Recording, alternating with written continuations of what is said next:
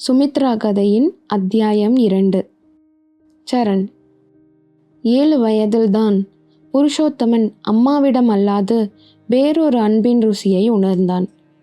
அப்பாவை மணிப்பால் மருத்துவமனைக்கு அம்மாவும் சித்தப்பாவும் அண்ணனுமாக சேர்ந்து கொண்டு போன போது புருஷுவை சுமித்ராவின் வீட்டில் விட்டுவிட்டு போயிருந்தார்கள்.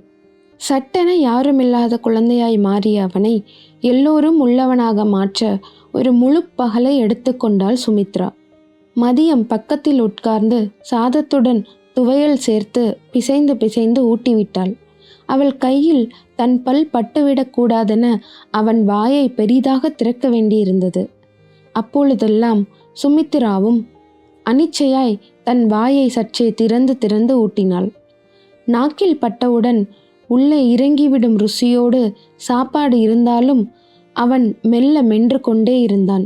அயிலை கருவாட்டை தக்காளி சேர்த்து சமைத்ததை அன்று சரியாக சாப்பிடாமல் இருந்தது பின் நாட்களில் பசித்த போதெல்லாம் அவன் நினைவில் வந்து ஏக்கத்தை தந்தது. கருவாடுதான் வயநாட்டு மக்களின் முக்கிய ருசியாக இருந்தது. பாக்கு மட்டையில் பொதிந்து மாதக்கணக்கில் அதை பத்திரப்படுத்தினார்கள். அயிலை கருவாட்டை தக்காளி சேர்த்து சமைக்கும் இந்த சாப்பாடு இவ்வளவு ருசியுடன் இருக்கும் என்று அவன் அறிந்திருக்கவில்லை. ஆனாலும் மாலை வரை அவன் அதில் கரையவில்லை. தவிட்டில் புதைத்து வைத்த ஆலங்கட்டி போல விரைப்பாகவே இருந்தான். மாலை மங்கிய நேரத்தில் சிறு மனை பலகையில் கை மாற்றி மாற்றி கவிழ்த்து வைத்து கவனமாய் அவன் நகங்களை அவள் வெட்டினாள். ஓரங்களில் பிளேடு பட்ட நகங்களின் கூர்மையை மெல்ல தேய்த்து சீராக்கினாள். எண்ணெய் தேய்ப்பதற்காக கால் சட்டையின் மேலாக துண்டை கட்டிய பிறகு கால் சட்டையை உள்ளே இருந்து உருவி அவனில் இருக்கும் ஆணிடம் அவள் காட்டிய மரியாதை அவனுக்கு மிகவும் பிடித்திருந்தது. நொடிக்கிடையில் அவன் வளர்ந்தான். அவனுக்கு முகத்தில் எண்ணெய் தேய்ப்பது பிடிக்காத செய்கையாக இருந்தது. எப்போதும் சுமித்ரா அதற்கு அவனிடம் அனுமதி கேட்டது பிடித்திருந்தாலும் வேண்டாம் என்றுதான் சொன்னான். எண்ணெய் தடவும் விரல்களின் ஸ்பரிசம் அம்மா பால் கறக்கும் போது தண்ணீர் தொட்டு பசுவின் காம்பில் தடவுவது போல காது மடலில் எஞ்சி வாழ்நாள் முழுக்க மனதில் தங்கிய பிரியமாய் மாறியது. அதிகாலை குளிரில் செம்பு நிறைய இளம் சூட்டுடன் இருக்கும் தண்ணீரையே அம்மா எடுத்துக்கொள்வாள். குளிர்ந்த நீராக இருந்தால் காம்பில் சொட்டும் பால் உள்ளுக்கு இழுத்து கொள்ளுமாம். அவள் எண்ணெய் தேய்ப்பதிலிருந்த நிதானம் அவன் அகத்தை தொட்டது. இனியும் நிதானமாக்கினால் தான் உடைந்து அழுது விடுவோம் என்பதும் அவனுக்கு புரிந்தது. இதற்கிடையில் அவன் சுமித்ராவுடன் ஒட்டி நின்றிருந்தான். கொதிக்கும் உலைக்கு அரிசி போடவோ வெளியிலிருந்து கூப்பிட்ட குரலுக்கு பதில் கொடுக்கவோ சுமித்ரா எழுந்து போனால் கூட பிறகு எப்போதுமே பிரிந்து விடுவோம் என்ற பாதுகாப்பின்மை உணர்வு அவனுள் எழுந்தது. இரவில் கதிர் அடிப்பவர்களுக்கு தேநீருடன் கொடுக்க வேக வைத்த சீமை சேப்பங்கிழங்கில் பெரிதாக பார்த்து பொறுக்கி தென்னங்குச்சியில் கோர்த்து சுமித்ரா அவனுக்கும் அனுசுயாவிற்கும் கொடுத்தாள். இரவு உணவில் கோதுமை பாயாசம் இருந்தது. அம்மாவிடம் அவனுக்கு பிடித்தமானவற்றை கேட்டு தெரிந்து வைத்திருந்தாள். மேலறையில் ஜன்னலுக்கு பக்கத்தில் படுக்கையை தரையில் விரித்து அவனும் பக்கத்தில் அவனை விட 3 வயது இளையவளான அனுசுயாவும் கடைசியில் சுமித்ராவுமாக படுத்தார்கள். கீழே களத்தில் நெல் மிதிக்கும் பனியர் குழந்தைகள் மெல்ல பாடிக்கொண்டிருப்பார்கள். தாளம் மறுபடாமல் மாடுகளை ஏவினார்கள். காலையில் எழுந்து பார்த்தபோது அவன் நெஞ்சில் கால் போட்டு அனுசுயா தூங்கிக் கொண்டிருப்பாள். தூக்கத்தில் கனம் அதிகரித்த கால்கள், உன் கால்களுக்கு 1.5 துலாம் கனம் இருந்தது என்று நன்றாக பழகிய பிறகு அவன் அனுஷாவிடம் சொன்னான். 3 வாரங்களுக்கு பிறகு அம்மாவும் மிக மோசமான உடல்நிலையோடு அப்பாவும் வந்து சேர்ந்தபோது இவர்கள் இத்தனை சீக்கிரம் வந்திருக்க வேண்டியதில்லை என்று புருஷோத்தமனுக்கு தோன்றியது. அதற்கு பிறகான நாட்களில் அவன் வெகுநேரம் சுமித்ராவின் வீட்டிலும் கொஞ்ச நேரமே தன் வீட்டிலும் இருந்தான். உனக்கு 2 குழந்தைகளா என காவி உடை அணிந்து பழனிக்கு பிரார்த்தித்து வீட்டு வாசலில் வந்து நின்ற கிழவி சுமித்ராவிடம் கேட்டது அவனுக்கு மனதில் பதிந்துவிட்டது. பழங்காலத்தில் அரிசி இடித்து கொண்டோ நெல் குத்தி கொண்டோ இருக்கும் சுமித்ராவுக்கு துணையாக சாணமிட்டு மெழுகி அழகாக்கின மூங்கில் படலில் சாய்ந்து நிற்பான். நெல் குத்துவதற்கு பனிச்சி காளியோ கருப்பியோ இருந்தால் எப்போதும் சுமித்ராவின் கைகள் அவனுடைய முடியில் அலைந்து கொண்டிருக்கும். அவன் அம்மாவிடமும் 8:30 மணிக்கு அவர்கள் வீட்டு வாசல் வெளியே பள்ளிக்கு போகும் சங்கர குரூப்பு வாத்தியாரிடமும் கூட சுமித்ரா புருஷோத்தமனுக்காக பரிந்து பேசுவாள். அவனுக்கு உடம்பு முடியாம தான் சார் ஸ்கூலுக்கு வரல, வர பிடிக்காம இல்லை என்று அவன் சொல்ல நினைத்ததை அவள் சொல்வாள். கல்லூரியில் அவன் பேராசிரியருக்கு கூட அம்மா எழுதுவது போல் சுமித்ராதான் கடிதம் எழுதினாள். புருஷோத்தமனுடைய அப்பா இறந்து விட்டார். 2 வாரங்களுக்கு அவனால் கல்லூரிக்கு வர முடியாது. தயவு செய்து அவனுக்கு விடுமுறை கொடுக்க வேண்டும். மிகவும் தாழ்வுடன் அம்மா என்று எவ்வளவோ நாட்களாக பயன்படுத்தாத தன் ஆங்கிலத்தில் கடிதம் எழுதி உரையிலிட்டு போஸ்ட் பண்ண அவனிடமே கொடுத்து நெற்றியில் முத்தமிட்டு அனுப்பினாள். அப்பாவின் புகைப்படத்தை பெரிதாக்கி சுவரில் மாட்டுவதற்காக கொண்டு வந்த போது தன் வீட்டிற்கு ஓடிப்போய் ஆணியும் சுத்தியும் எடுத்து வந்து புகைப்படத்தை மாட்ட உதவினாள் சுமித்ரா. உடலை அடக்கம் செய்ய எடுத்தபோது எழுந்த அழுகைக்கு ஒப்பாக இப்போது வீட்டில் உள்ளவர்கள் அழுதார்கள். யார் இப்படி அழுவது என கவனமாக படத்திலிருந்து கவனிக்கும் அப்பாவை பார்த்ததும் அவர் இறந்த அன்றைய நாளை விட அதிக துக்கத்துடன் புருஷோத்தமனுக்கு அழுகை வந்தது. சுமித்ராவும் அருகிலிருந்து பார்த்து கொண்டிருந்ததால் மிகப்பெரிய அழுகையாகவும் கேவலாகவும் மாறியது. பழங்களத்தின் படலில் சாய்ந்து உட்கார்ந்து கொண்டு தன் முதல் காதலை அவன் அவளிடம் பகிர்ந்து கொண்டான். அவன் வேண்டுமென்றே தனக்குள் சிலவற்றை தக்க வைத்து கொண்டு பேசியதை புரிந்து கொண்ட சுமித்ரா பிரியமுள்ள சிரிப்புடன் அதை கேட்டுக்கொண்டாள். அவளிடம் பகிர்ந்து கொண்ட போது நிர்மலாவுடனான தன் காதல் ஸ்திரப்பட்டிருந்ததை அவன் உணர்ந்தான். நிர்மலாவை பற்றி சொல்ல சொல்ல அவளின் உடல் அமைப்பு சுமித்ராவோடு மிகவும் ஒத்துப்போனதை பிறகுதான் உணர்ந்தான். அவனை மஞ்சள் காமாலை கடுமையாக தாக்கி பயப்படும்படி உடல்நிலை மிகவும் மோசமான நிலையில் உறவினர்கள் வந்து பார்த்து கொண்டிருந்த நாட்களிலும் அதிக நேரம் சுமித்ராதான் புருஷவின் வீட்டில் இருந்தாள். கண் இமைகளின் கனத்தை கூட தாங்கும் சக்தியை இழந்திருந்த அவனை சுமித்ராவின் ஒவ்வொரு வருடலும் தேற்றியது. அன்று அவன் கண்களில் தேங்கிய மஞ்சள் நிறம் இப்போதும் அவனுள் படிந்திருந்தது. பனிச்சி காளி அம்மை வார்த்து வாசல் திண்ணையில் இழுத்து போர்த்தி சுருண்டு கிடந்த போது தோட்டத்தில் அறுத்த பழுத்த வாழை குலையை தூக்கி கொண்டு புருஷோத்தமன் சுமித்ராவுடன் நடந்தான். வாசல் படி வரைதான் போயிருப்பான். நீ இங்கேயே நின்றால் போதும் என்று சுமித்ராவின் கட்டளையில் அவனுடைய கால்கள் நின்றுவிட்டன. வழியில் ஆற்றில் முங்கி குளித்த பிறகு இவன் அருகில் வந்தாள் சுமித்ரா. இத்தனை முறை குளிக்கும் யாரையும் இவன் இதுவரை பார்த்ததில்லை. கணவனுடனான ஊடலுக்கு பின், நெல் குத்திய பிறகு, பலாப்பழம் அறுத்து சுளை பறித்து வைத்த பிறகு, மதிய உணவுக்கு பிறகு, மாலை நேர தேநீருக்கு பிறகு, பக்கத்து வீட்டிற்கு போய் வந்ததற்கு அப்புறமென ஒவ்வொரு முறையும் தன் உடலை குளித்து குளித்து பரிசுத்தமாக்கி கொள்வாள் சுமித்ரா. பின்புறம் மறைத்து நிறைந்திருக்கும் கருத்த முடியை சிக்கெடுத்தபடி பழங்களத்தின் திண்ணையில் நின்று கொண்டிருக்கும் ஒவ்வொரு முறையும் புது பிறவி எடுத்ததைப் போல உணர்வாள். புருஷோத்தமன் அவன் வீட்டில் எல்லாமுமாக இருந்தான். உயரமான மரங்களிலிருந்து பப்பாளி பறித்து போடுவான். விளக்கு ஃபியூஸ் போனால் போட்டு விடுவான். கிணற்றில் ஏதாவது விழுந்துவிட்டால் இறங்கி எடுத்து கொடுப்பான்.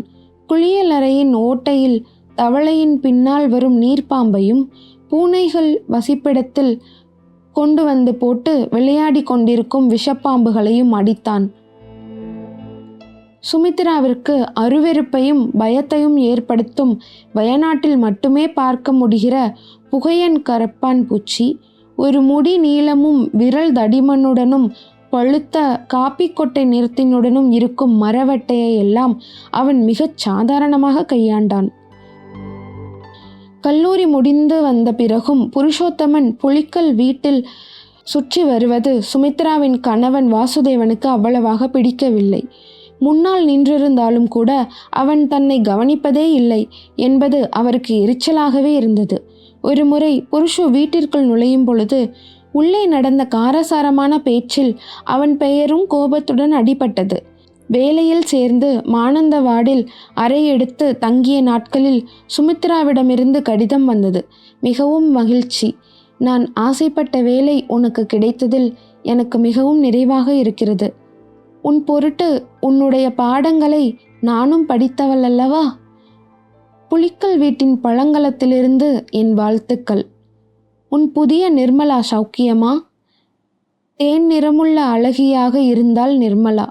சுமித்ரா அவன் காதலிகளின் நிறத்தையும் உடல் அமைப்பையும் கூந்தலின் அழகினையும் தீர்மானித்து விட்டிருந்தாள்.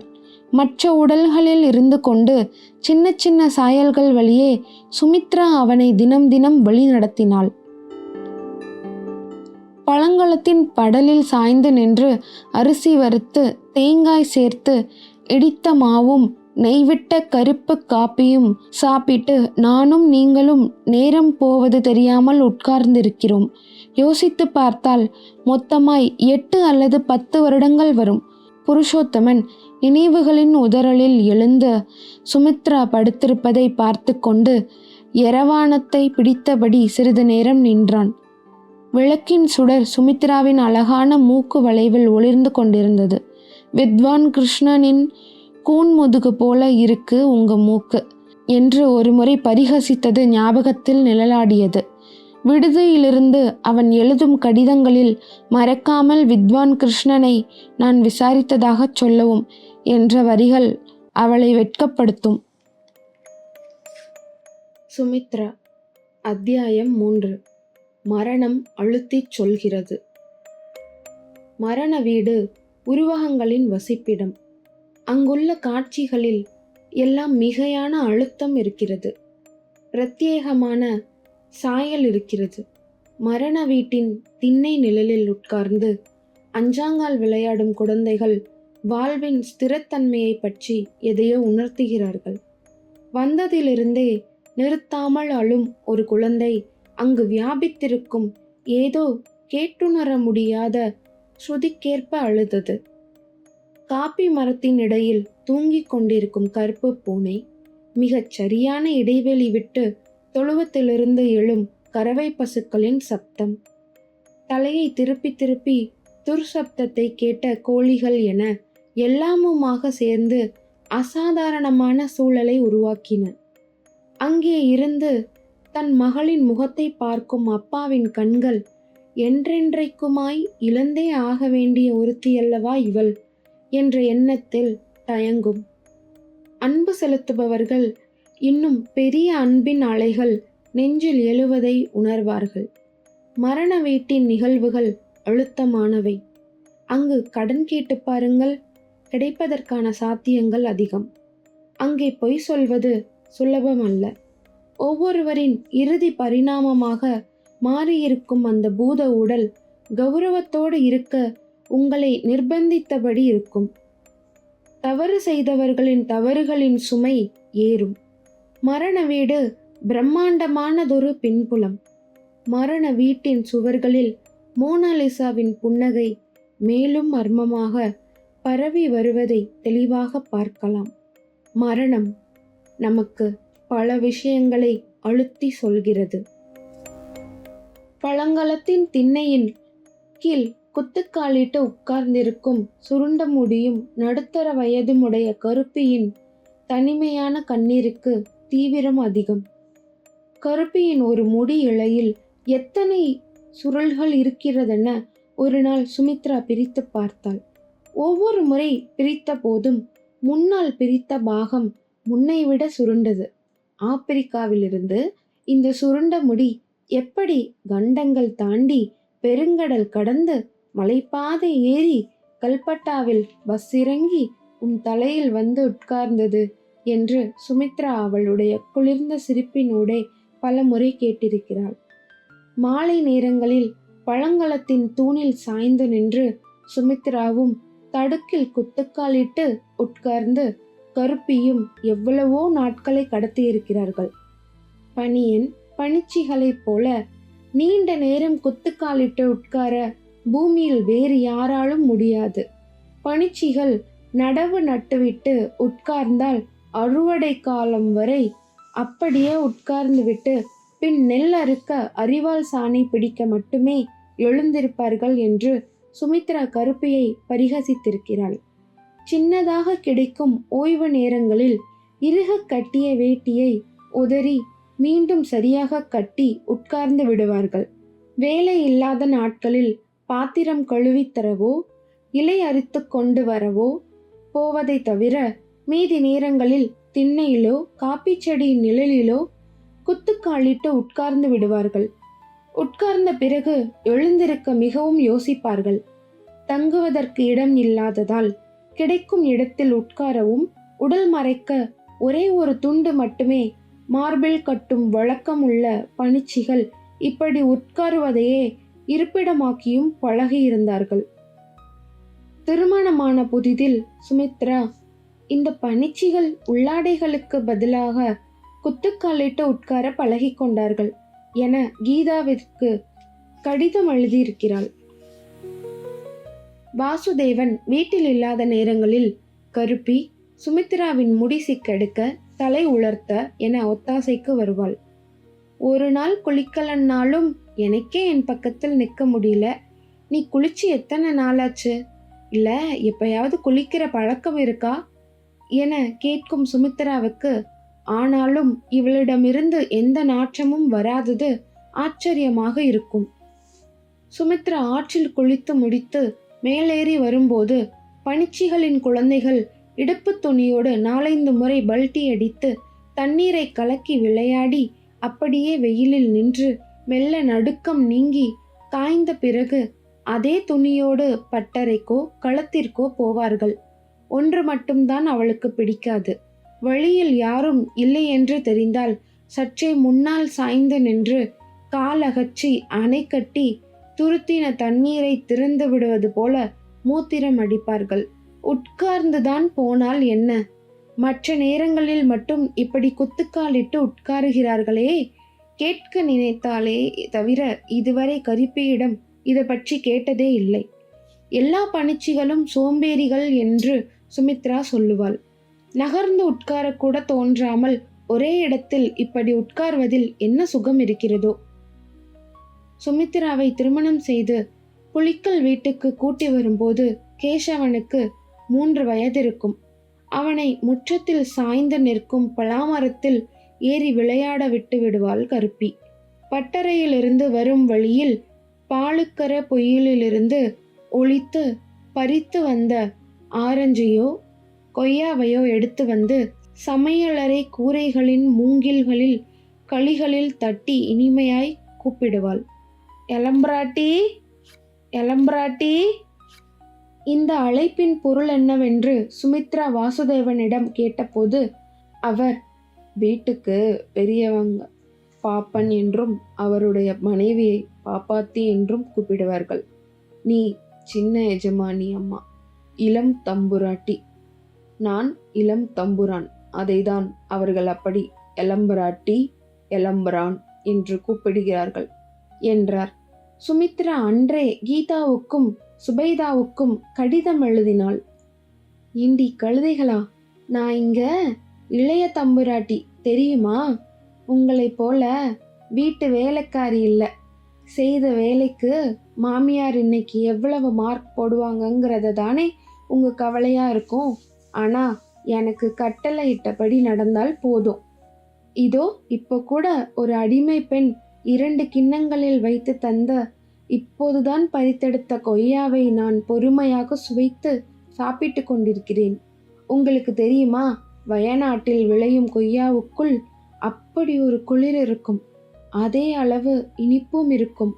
அங்கே விரலளவில் பழுக்கும் காய் இங்கே தொடையளவு பெருத்திருக்கும்.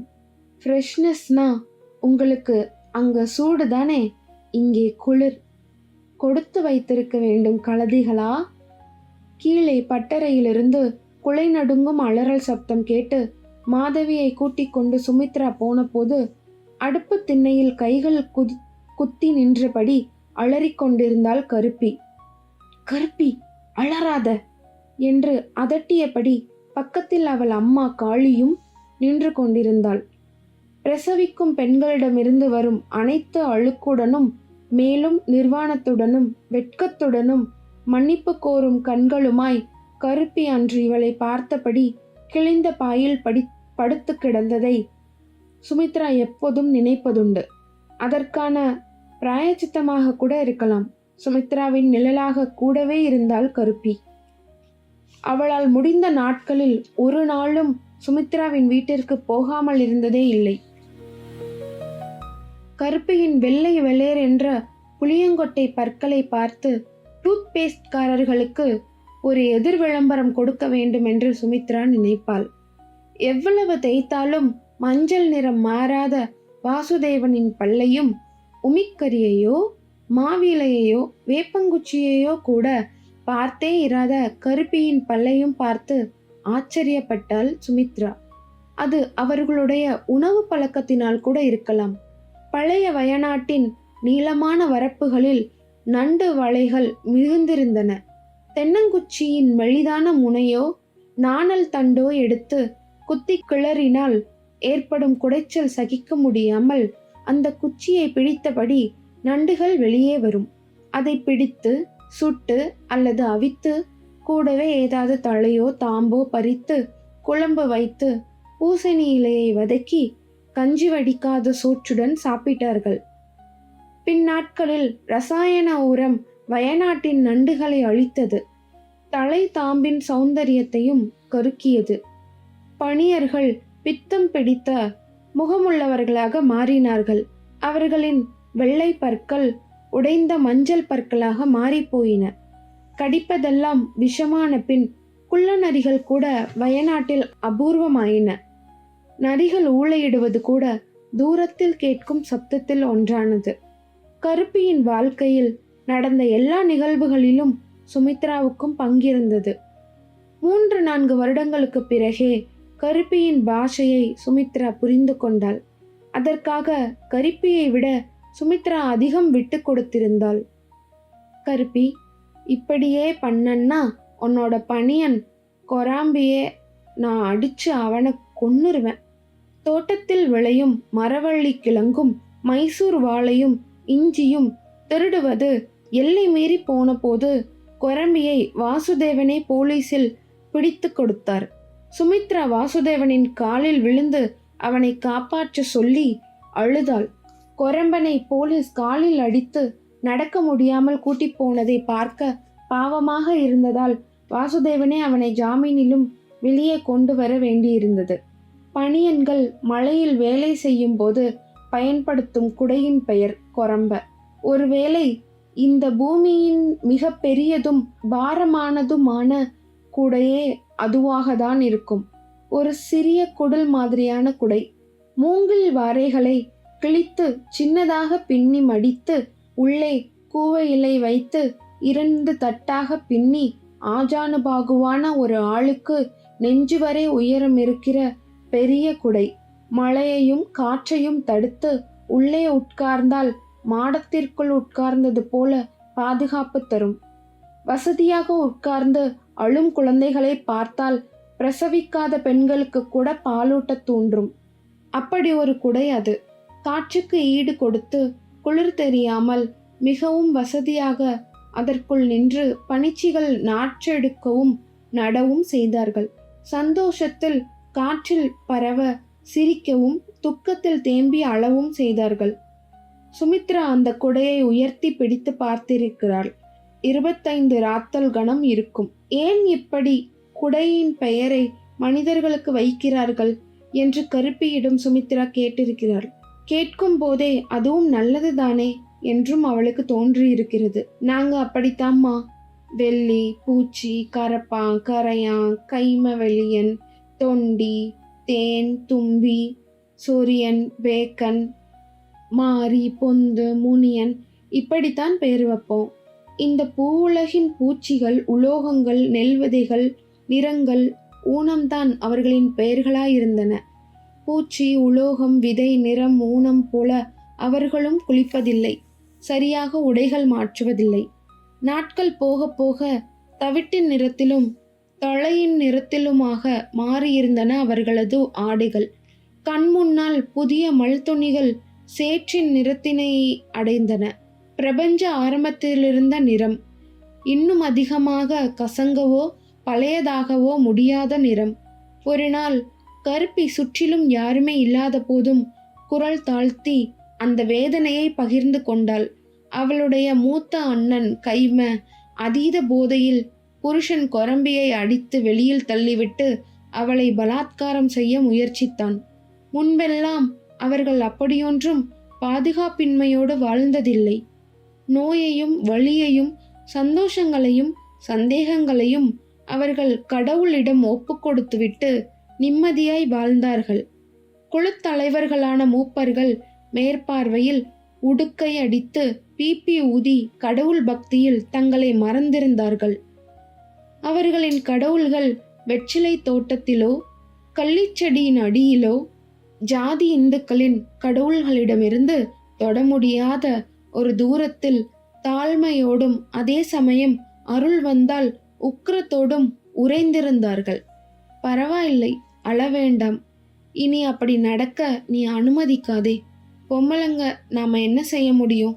அப்படி எதுவும் நடக்காம பார்த்துக்கணும் என்று சுமித்ரா சமாதானம் செய்தாள்.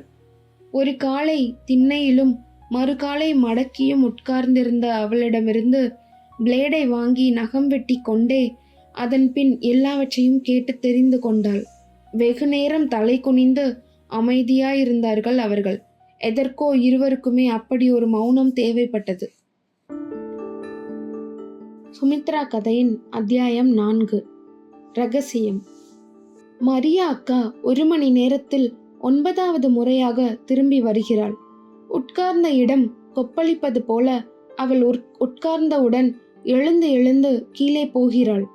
அங்கிருந்தவர்கள் எல்லாரையும் விட வேதனையிலும் துக்கத்திலும் இருந்தாள் மரியா. குறைந்த நாள் பழக்கத்தில் சுமித்ரா இவ்வளவு நெருங்கிவிட்டாளா? மரியா அக்கா இப்படி தவிக்கிறாங்களே என்று தாசன் கூட கேட்டான். அந்த பக்கத்தில் கிறிஸ்தவர்களே இல்லை. தேவாலயத்திற்கு போக வேண்டுமானால் 4 கிலோமீட்டர் நடந்துதான் போக வேண்டும். ஈரங்கொல்லி குன்று தாண்டிய பிறகுதான் அங்கொன்றும் இங்கொன்றுமாக கிறிஸ்தவ வீடுகள் இருக்கின்றன. அவர்கள் இடுப்பிற்கு கீழே சின்ன சிறகுகள் விரித்து வேலையிடங்களில் பறக்கும் தேவதைகள் மாதிரி இருப்பார்கள். மடத்தில் ஆனந்த கவுடர்களின் குடும்ப மயானத்திற்கு சொந்தமாகி இருந்த இடத்தை சொற்ப விலைக்கு வாங்கி ஒரு கட்டு மூங்கிலில் கிழித்த படல் செய்து ரஃபேல் அண்ணனும் மரியாக்காவும் ஸ்டீஃபனும் ஆனிஸும் தங்க ஆரம்பித்து 2 மாதங்கள்தான் ஆகிறது. ஆனால் அவர்கள் பயிரிட்ட மரவள்ளி செடிகள் 6 மாத வளர்ச்சியுடன் இருந்தன. இரவில் மிளகு கொடியிலிருந்த மிளகை மிதித்து உதிர்க்கவும் நெல் குத்தவும் மட்டுமே பழக்கப்பட்ட அந்த ஊர் மக்கள் நிலா மறையும் வரை களத்தில் வேலை செய்பவர்களை இப்போதுதான் பார்க்கிறார்கள். ரஃபேல் தலை சாய்த்து படுக்கும் நேரம் தவிர மீதி நேரங்களிலெல்லாம் நிலத்தில் பாத்தி கட்டியபடியே இருப்பார். கூடவே பெரும் சப்தத்தில் வாய் மூடாமல் சண்டையிடுவார். நடுவில் மண்வெட்டியை எடுத்தபடி மரியாவை அடிக்கவும் கை ஓங்குவார். ரஃபேலுக்கு சைலன்சர் பொருத்தப்படவில்லை என்று மிலிட்டரியில் டிரைவராயிருந்த அம்பி பட்டர் போதும் சொல்லுவார். புடவையில் பின்கொசுவம் வைத்து தூக்கி கணுக்கால் மீது கட்டி அதிக விசிறலுடன் நடப்பதால் மரியா வேகமாக நடப்பதாய் தோன்றும். கருத்து எண்ணெய் மினுமினுப்புடன் இருக்கும் மரியா கணவனின் மதிய நேர கோழி தூக்கத்தின் போது சுமித்ராவின் பழங்களத்தில் வந்து உட்காருவாள். எப்போதாவது அவளிடமிருந்து வெல்லமோ காப்பித்தூளோ நொய்யரிசியோ கேட்பாள்.